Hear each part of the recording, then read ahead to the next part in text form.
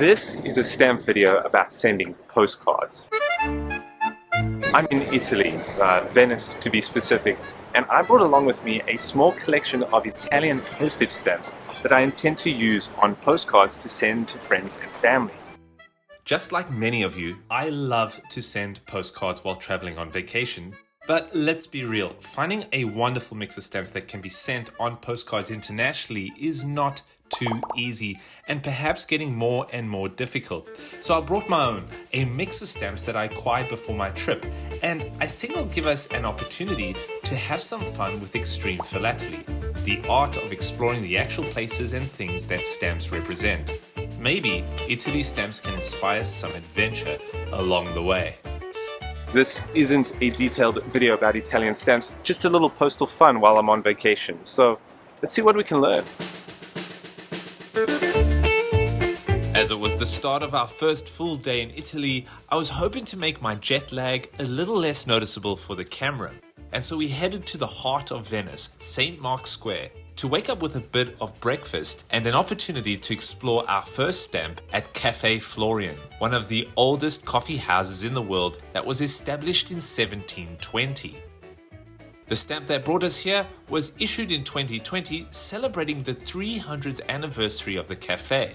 With an engraved artwork displaying one of the window facades that looks out onto the piazza, this stamp allowed us to get a great Xtremephilately shot with the exact same style of chairs and tables that appear in the stamp. Cafe Florian's beautiful rooms have been frequented by many famous Venetians and travelers over its long history, one of which was Casanova, as we realized while ordering the Casanova breakfast for one that we frugally shared with our cappuccinos. You know this costs 80 euros, right? A fancy breakfast in a fancy room would of course damage my first day's budget, but I was getting two stamp experiences in one location. In addition to the large cafe commemorative, the Italian Postal Service also sold a collectible souvenir Cinderella, not a postage stamp, just an image of one of the cafe's spectacularly decorated rooms in which a perforated frame captures just one painting on the wall. This collectible was printed in limited quantity. I have number 1743 of just 6,000. This will be a terrific souvenir, a stamp that would not make its way onto a postcard, but would come back with me for my collection. Now, back out to St. Mark's Square and just around the corner with another quick opportunity for some Xtremephilately, the Marciana National Library, a public library and museum that houses some of the world's most significant collections of classic texts, in a building described as a magnificent icon of architecture from the Venetian Renaissance, built in the 16th century. This 95-cent stamp issued in 2016 features an engraving of the library back in an earlier time, and this should be a really simple shot to take. Just the main facade of the library, one of the two patron saint columns, this one being Saint Todoro, and even the Basilica of Saint Mary of Health photobombing in the background.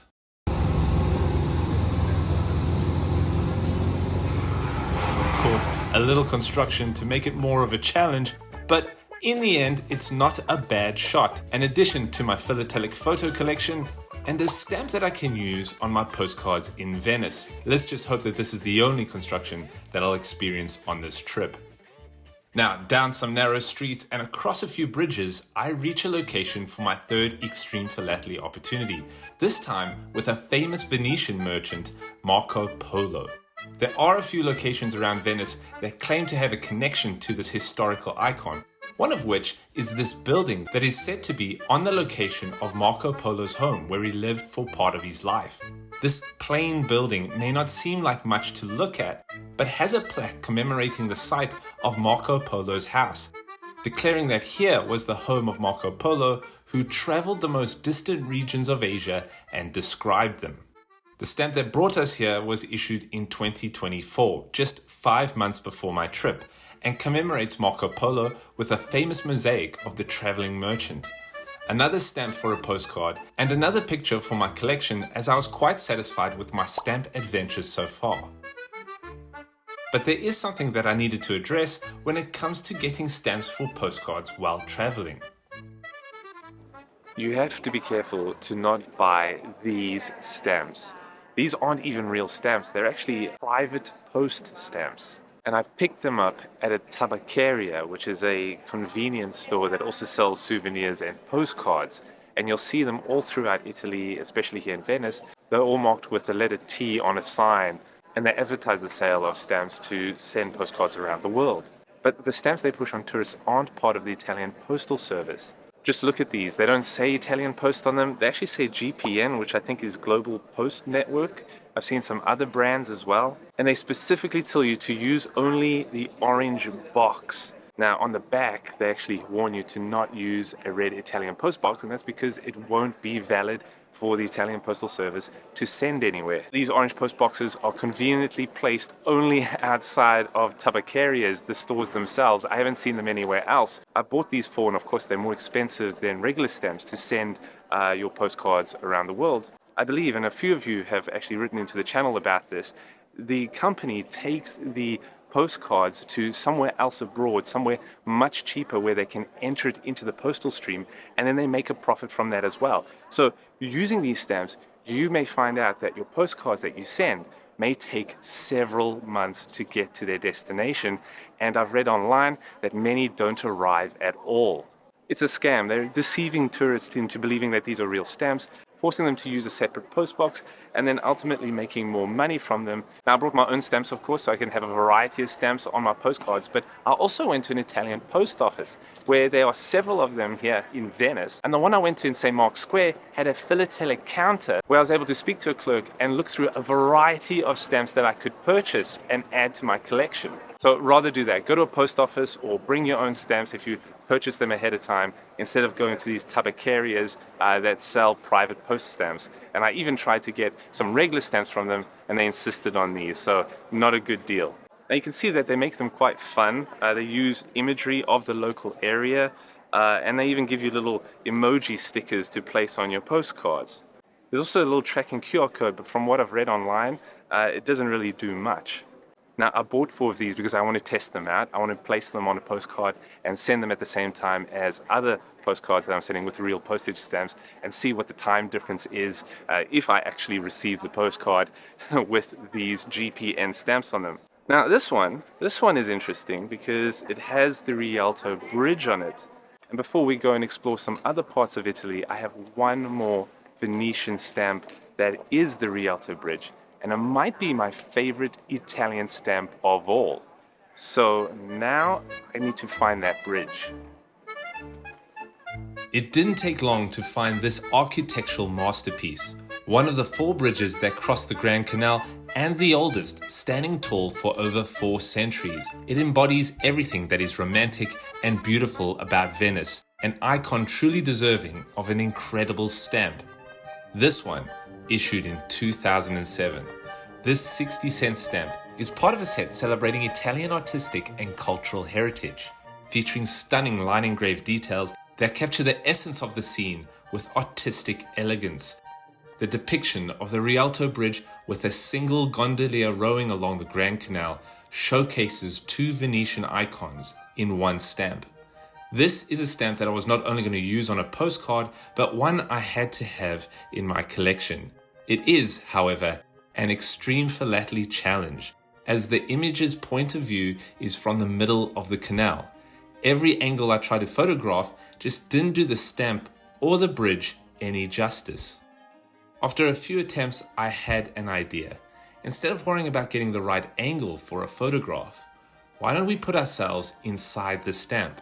Why don't we get on the gondola and experience the stamp by going underneath the bridge?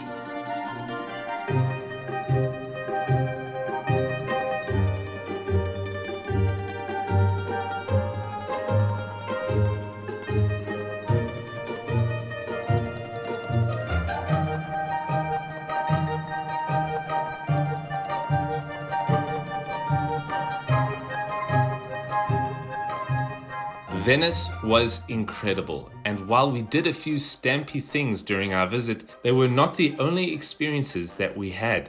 We took a tour of the beautiful St. Mark's Basilica and the Doge's Palace, and even walked across the Bridge of Sighs. We enjoyed the most amazing pizza and watched an unforgettable sunset.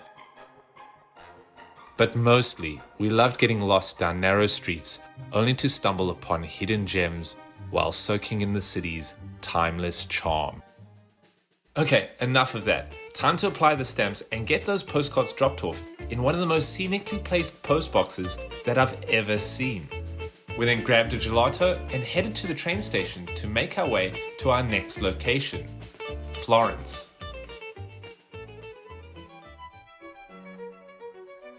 It is the capital city of the Tuscany region in Italy, and we had no time to waste. Staying just 2 short days during our Italy trip, we hit the ground running with our first stop at Florence's Accademia, a must-see for anyone visiting the city, giving you the opportunity to view some of the great Italian artworks, and of course, one of the world's most well-known statues, a Renaissance celebrity since the year 1504, Michelangelo's David.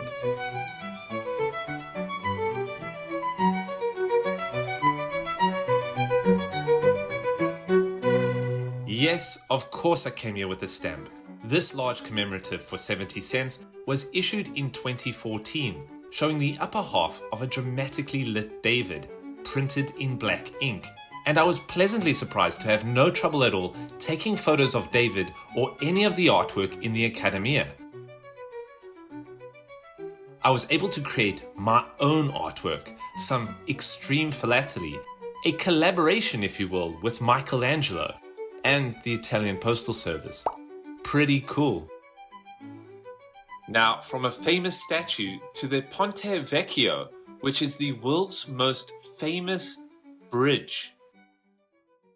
Or that's what everyone here believes, which is kind of a bold claim. I mean, you think it's more famous than Brooklyn, Golden Gate, Sydney Harbour Bridge, Tower Bridge, but it certainly is historically significant and spectacular to look at.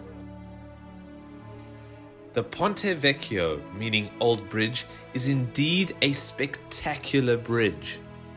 The structure of this medieval bridge crossing the Arno River has been around since the 14th century and is noted for its shops built along it. Today, you'll see jewelry stores, art dealers, and souvenir sellers as you make your way across the bridge. But I couldn't do any Xtremephilately, and so this claim by seemingly everyone that this is the world's most famous bridge just didn't make any sense to me. I couldn't find a single Italian postage stamp with the Ponte Vecchio on it. I found a French stamp and a few others, but I couldn't find an Italian one, at least nothing modern. So my advice is, if you're going to claim that it is the most famous bridge in the world, at least put it on a postage stamp, Italy. Well, who am I to advise any country what to put on their postage stamps? Now, if I happen to not do enough research and there is a stamp out there, do let me know, because I have slipped up on my research before, as you will see with this next stamp. A church in Florence. It must be the big one, right? The giant cathedral that you can see from everywhere in Florence. The defining landmark that stands out in the Florentine skyline. The Florence Cathedral, or the Duomo. That's not the same building at all. That's a very different building. Yeah, that's wrong. Oopsie. To be fair, I had picked this stamp up just earlier that day from the impressive philatelic room at the post office with no time to properly look it up. I actually went to get some Pikachu stamps that were just issued, as I have quite a few friends that are Pokemon enthusiasts. But this stamp, issued in 2021, is part of a set celebrating Italy's tourist sites reopening from the COVID pandemic. And had the post office in Venice not been sold out of these particular stamps, I could have used the St. Mark's Square stamp for an additional Xtremephilately opportunity. Oh well.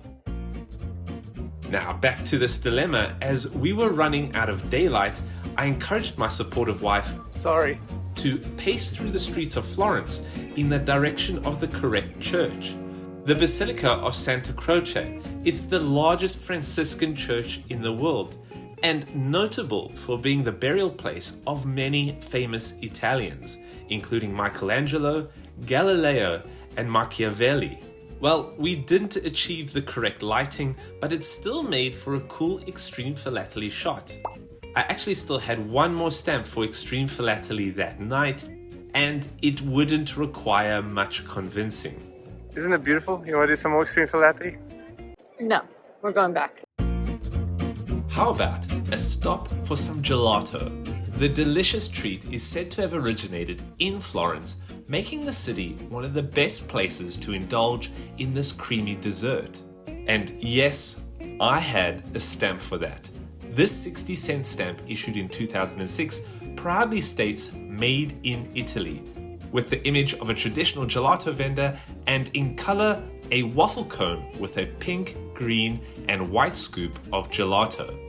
This was going to be the next Xtremephilately picture. Let's get a waffle cone with whatever flavors match those colors, which ended up being berry fruit, coconut and mint. And it was only at this point in time that I realized that the colors are deliberately selected for the stamp. That is the Italian flag stacked on top of a waffle cone. Very clever. We're also quite satisfied with that flavor combo. Good flavor combo. This was an excellent reward treat for our busy day. And so we decided to take it a little easier the next day and explore the Tuscan countryside.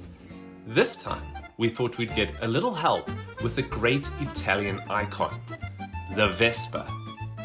The stamp that gave us this idea is this one, a 2024 stamp featuring a classic Vespa that is celebrating the Italian Vespa Club, a club founded in 1949 to promote the heritage, culture and community that Vespa enthusiasts enjoy. This stamp was issued to mark the 75th anniversary of that club, and I suppose it encouraged me to not only do some Xtremephilately with it, but to actually give it a go and select a set of wheels for a Tuscan adventure. This is a pearl white Vespa Sprint 125cc with a 4-stroke single-cylinder 3-valve engine achieving an impressive 11 horsepower. It comes with ABS brakes, a headlight and 6 buttons, one of which is red. And after a 3-minute tutorial, we set off on the Italian roads to explore the Tuscan countryside.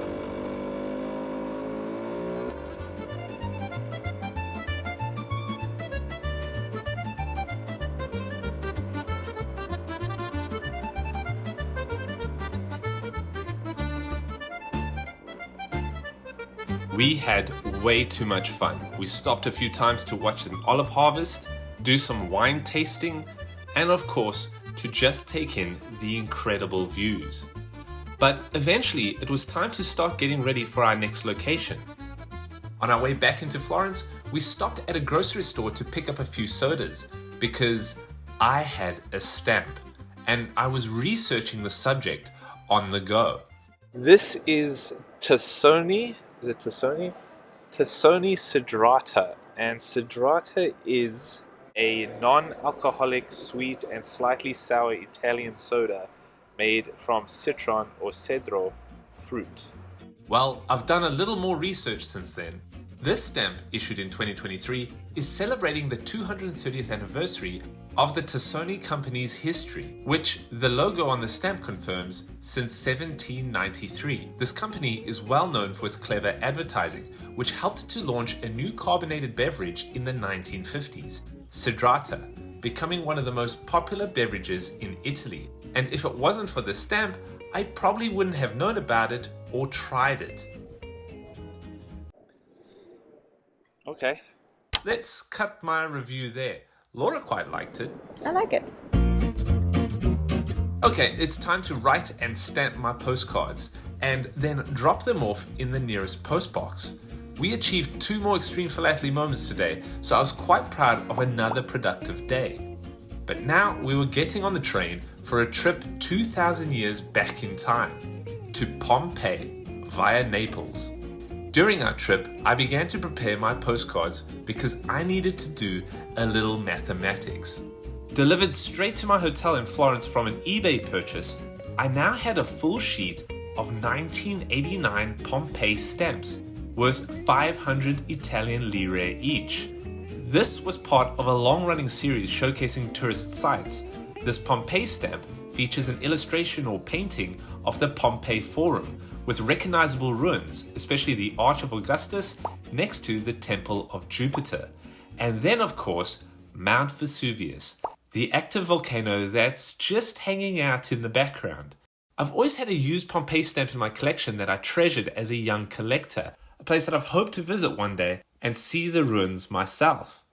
I also intended to use these very stamps on my outgoing postcards. Something that I've learned from my viewers is that you can still use stamps with the old Italian lire. Even though Italy switched from the Italian lire to the euro in 2001 to 2002, stamps printed before then, but after 1967, can still be used, as long as you do a bit of math to achieve the correct postal rate.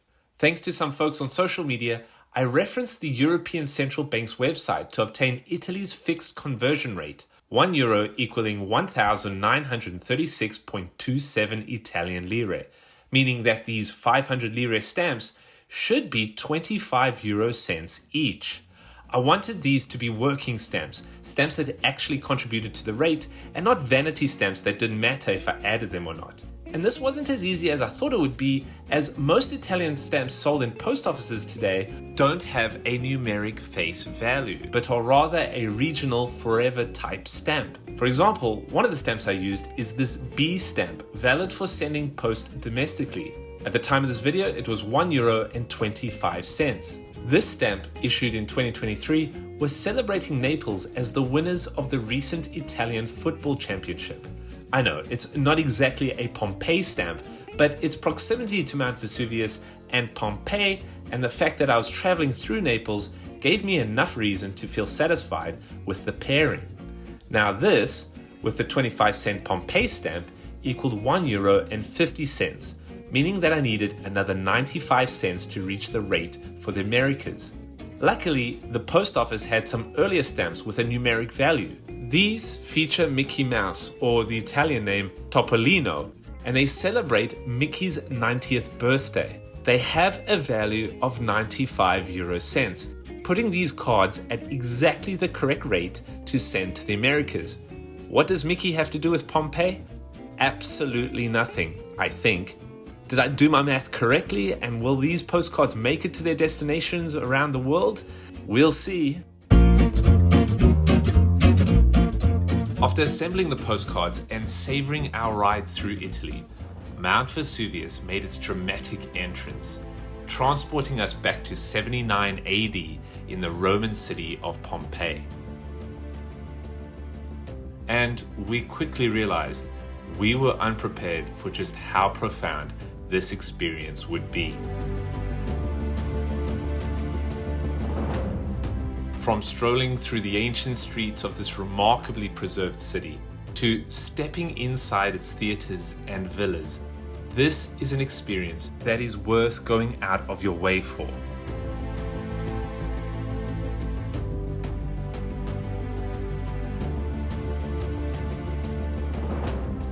We eventually arrived at the place featured on our stamp, the iconic Forum, the heart of this ancient city. This was an unforgettable visit, and while I managed to get my Xtremephilately picture, I did run into one problem. Where are all the post boxes in Pompeii?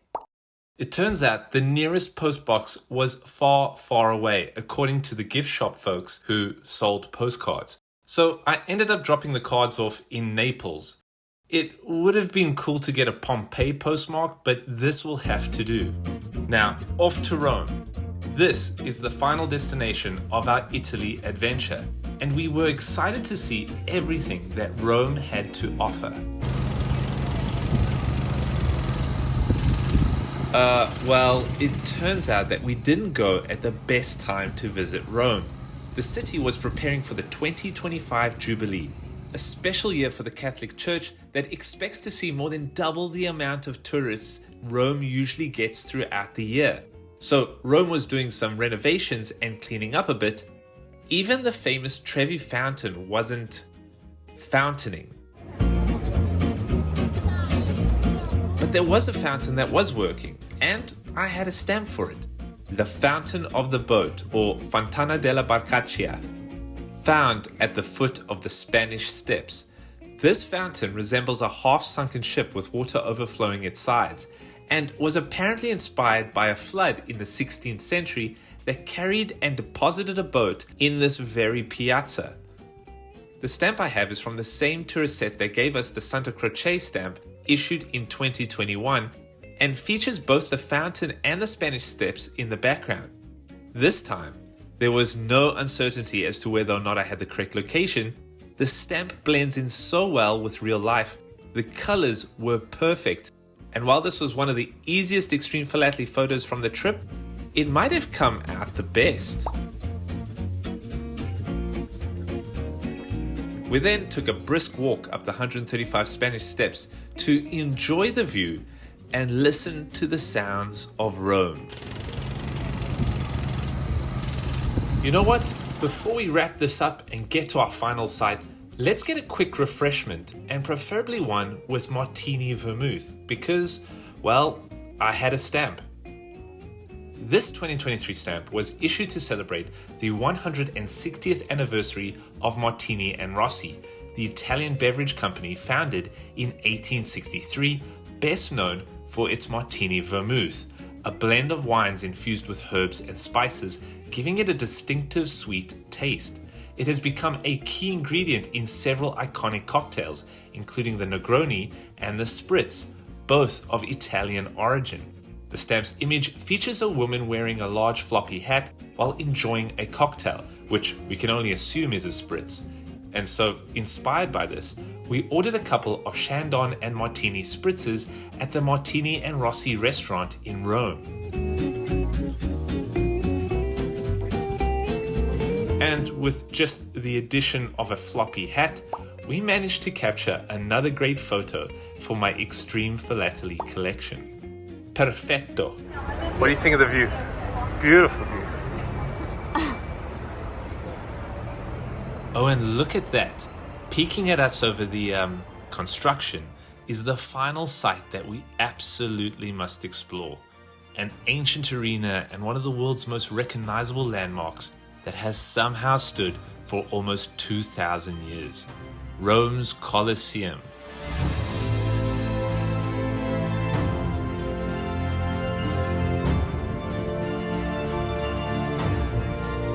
This iconic amphitheater, once the stage for fierce gladiatorial combat, still commands awe with its sheer size and history. An epic trip deserved an epic ending, and the Colosseum gave us exactly that.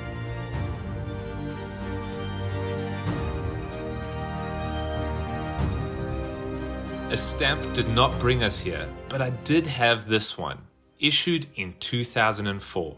An interesting stamp as it is a joint issue with Thailand, celebrating a shared birthday between the cities of Rome and Bangkok, as Rome is believed to have been founded on the 21st of April in 753 BC, while Bangkok was founded on the 21st of April in 1782. The stamp gave us an opportunity to take that final Xtremephilately picture. One of many that we have created and have now collected along with our memories from this incredible journey through Italy.